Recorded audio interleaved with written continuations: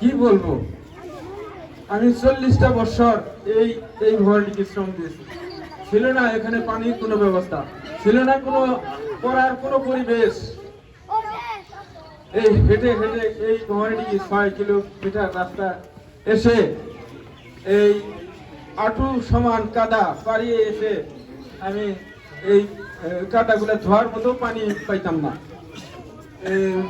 মসজিদের একটা টিউবওয়েল ছিল, সেখানেও আইসা ধুইতাম, কিন্তু সে টিউবওয়েলও নষ্ট।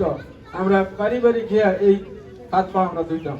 তো অনেক কষ্ট করে এই তারা মেম্বার যদি এই ভবনটিকে জন্ম না নিত, জদিল হবে সব যদি জন্ম না নিত, জিয়ারুল্লাহ সরকারের মতো লোক যদি গেলে এই ভবনটি না থাকতো, তাহলে এই প্রতিষ্ঠান কোনোদিনই সম্ভব হইত না। তবে এই জিয়ারুল্লাহ সরকার 52 ডিসিমেল জমি এই ভবনের এই প্রাথমিক বিদ্যালয়ে তা তলা দলিল করে দিচ্ছে, যার বিদায় আমরা এখান থেকে আর করতে পারলাম না। কারণ আমরা বিনা পয়সায় মাংনা শ্রম দিয়েছি, বাড়ি বাড়ি গিয়ে ছাত্র কালেকশন করছি। এই তারা মেম্বারের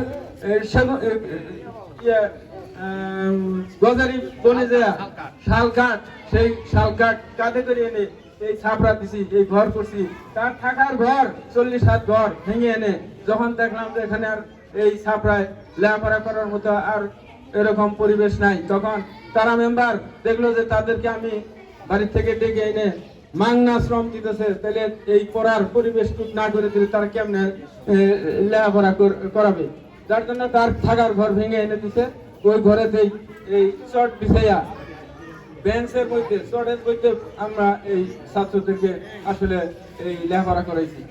তবে সবচেয়ে বড় কথা যে তারা মেম্বার আমাকে এখানে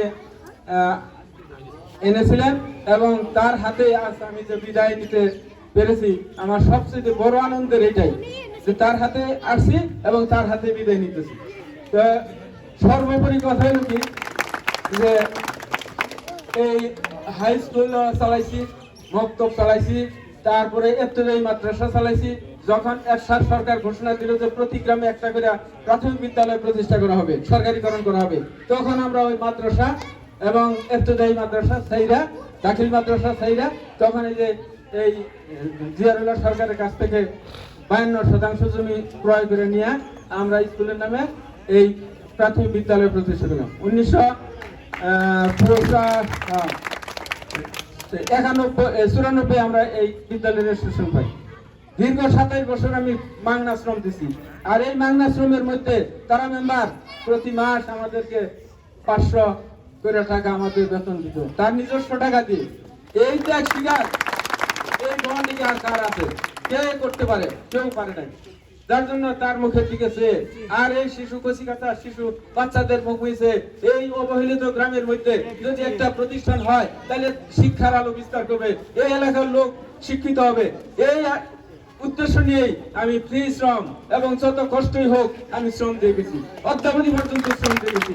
আমি কোনোদিন এই বিদ্যালয় মাঠ ত্যাগ করে আমি এই চৌরাস্তায় যাইনি, কারণ এই বাচ্চারা গোলমাল করবে আর লেখাপড়ার ক্ষতি হবে। যার জন্য আমি আমার কেউ বলতে পারবো না অযথা এদিক সেদিক ঘোরাফেরা। এই গ্রামে আমার বহু আমার আত্মীয় স্বজন আছে, তারাও বলছে স্যার আপনি আমাদের বাড়িতে একটু আসেন না, রেগুলার আসেন।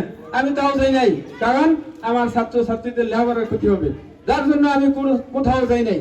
তাই আমার আসলে অক্লান্ত পরিশ্রম যতটুকু করেছি, আজকে আমার যে সাবেক ছাত্র এবং আমার এই এলাকার অভিভাবক যারা আছে তাদের সমন্বয়ে আমার যে আজকের এই সম্মানজনক যে বিদায় আমাকে দিতে পেরেছেন, আমার বুক ভরে গেছে।